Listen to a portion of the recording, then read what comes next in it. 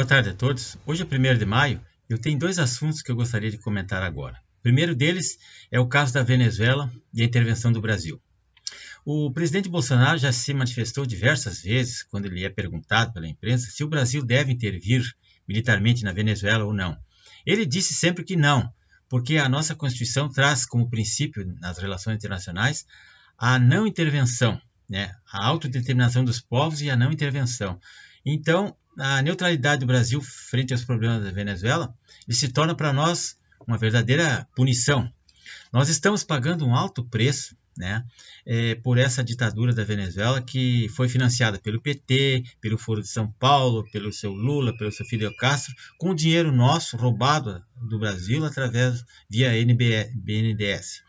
São milhões de reais gastos diariamente em infraestrutura, em viaturas, pessoal, aeronaves, alimentação, remédios, hospitais, apoio logístico para os milhares de refugiados que chegam ao Brasil diariamente.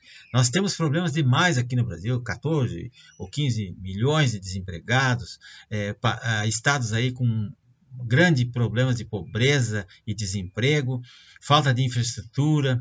Estamos há vários anos já socorrendo os refugiados que vêm da Venezuela e ficamos bem quietinhos e vamos pagando a conta.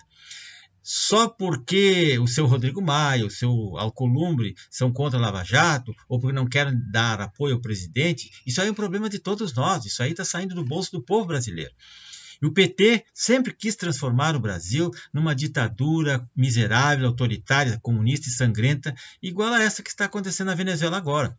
O PT é um partido corrupto que apoia ditaduras como cubana, venezuelana e outras pelo mundo afora, e todos os esquerdopatas do mundo eles são a favor. E a prova mais recente, mais cabal disso foi a manifestação do PT, da sua presidenta, Gleisi Hoffmann, em apoio ao ditador Maduro, assinado pelos líderes do PT na Câmara, seu Paulo Pimenta, e o líder no Senado, o senador Humberto Costa. Ora, enquanto isso, agora vem o segundo assunto, o STF. Enquanto isso, a ditadura lá do STF continua trabalhando na surdina para tirar a nossa liberdade, soltar a bandidagem e acabar com a nossa segurança jurídica. Eles estão agindo lá para acabar com aquela súmula 122 do Tribunal Regional Federal da 4ª Região, que autoriza a prisão em segunda instância. E penso que estão ajudando o Brasil. A súmula 122, essa do nosso tribunal, da 4ª Região, diz o seguinte: encerrada a jurisdição criminal de segundo grau, deve ter início a execução da pena imposta ao réu, independentemente da eventual interposição de recurso especial ou extraordinário.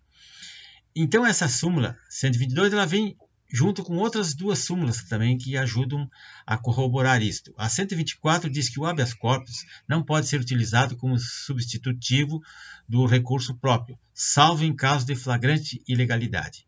E a outra súmula 125 diz que compete à Justiça Federal a execução das sentenças penais condenatórias por elas proferidas. Isso aí é um resumo. Então, essas três súmulas estão segurando os bandidos da Lava Jato na cadeia, como o seu Lula e outros.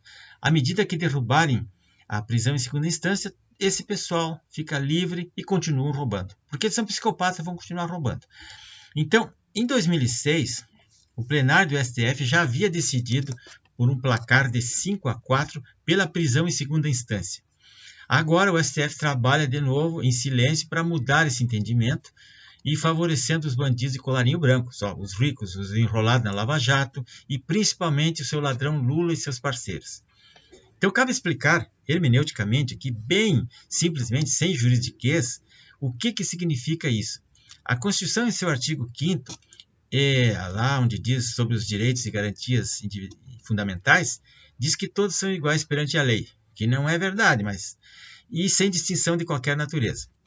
E o inciso 57 diz assim: ninguém será considerado culpado até trânsito em julgado de sentença penal condenatória. Bom, isso aí é um princípio, chamado de princípio da presunção de inocência. Então, isso não é uma regra, é uma presunção, como disse o próprio ministro Barroso. Então, o que significa presunção? A presunção significa uma hipótese, uma suposição, alguma coisa que tem uma elasticidade conceitual interpretativa muito ilimitada, muito grande. Mas, como disse o ministro Barroso em seu voto, a presunção não é uma regra, né? Então, se não é uma regra, a regra prevalece. A Constituição não condiciona a prisão, mas sim a culpabilidade. Então, o que significa isso? A culpa fica sacramentada após o trânsito em julgado, mas isso não significa que depois de um processo e depois de uma votação de uma segunda instância, numa eventual apelação, o cara não possa ser recolhido à prisão. Deve ser recolhido. Só o Brasil que não faz isso.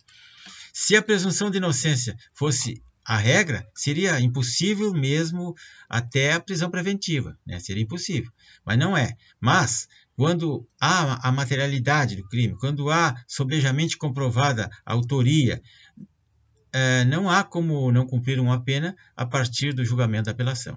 E é isso que tem sido feito, é esse o entendimento que está valendo atualmente. É bem simples, né? E ninguém será preso. A própria Constituição diz lá no inciso 61 do artigo 5º que ninguém será preso senão em flagrante delito ou por ordem escrita e fundamentada da autoridade judicial competente. Essa é a regra. Então, se o cara foi preso em decorrência de uma sentença, ele foi preso por uma ordem escrita de uma autoridade fundamentada. A sentença ela é fundamentada.